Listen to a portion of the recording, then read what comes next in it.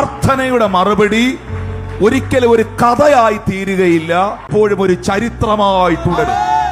Samuel ഒരു പ്രാർത്ഥനയുടെ മറുപടിയായിരുന്നു. പ്രാർത്ഥനയുടെ മറുപടി ഒരിക്കൽ ചെറുതായി പോകില്ല.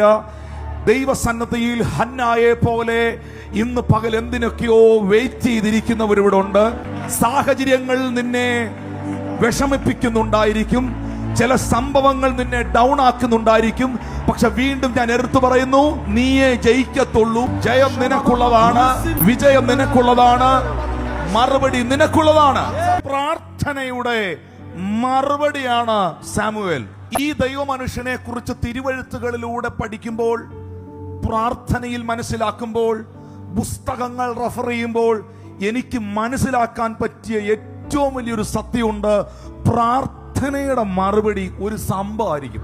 ദൈവസന്നിധിയിൽ നിങ്ങളുടെ കഴിവുകൊണ്ട്, മിടുക്കുകൊണ്ട് ചിലതൊക്കെ പിടിച്ചെടുക്കാൻ ശ്രമിക്കുന്നതും നിങ്ങളുടെ പ്രാർത്ഥനയ്ക്ക് മറുപടിയായി ദൈവം നിങ്ങളുടെ കരങ്ങളിലേക്ക് ചിലത് ഏൽപ്പിക്കുന്നതും തമ്മിൽ വ്യത്യാസം ഉണ്ടാകും. ഞാൻ വീണ്ടും ആത്മതലങ്ങളിൽ ഈ വാക്കിനെ ഇവിടെ റിലീസ് ചെയ്യുന്നു. നിങ്ങൾ ചില പ്രാർത്ഥനയുടെ മറുപടികൾ കാണാൻ പോവുകയാണ്. യേശുവിൻ നാമത്തിൽ അത് സംഭവിക്കട്ടെ.